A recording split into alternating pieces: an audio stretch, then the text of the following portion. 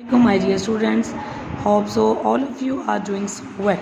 All of you know that the summer season is going on, and in this season we all of eat a lot of mango.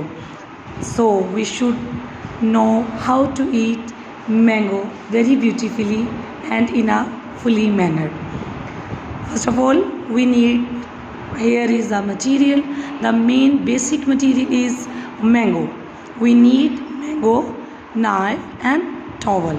These are the material which we need it most if we are eating mango. Then method how we eat mango. First of all, we will wash the mango, slice pieces of mango, flush off the seed with the knife. Third one is eat the flesh but leave the skin. It is the most interesting and delicate moment when we eat the flesh of mango.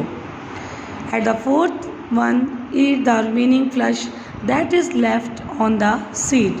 And at the last, wipe our face and with the towel and wash our hands. Now, all of my students have learned very beautifully to how to eat mango. Thank you so much. Allah Hafiz.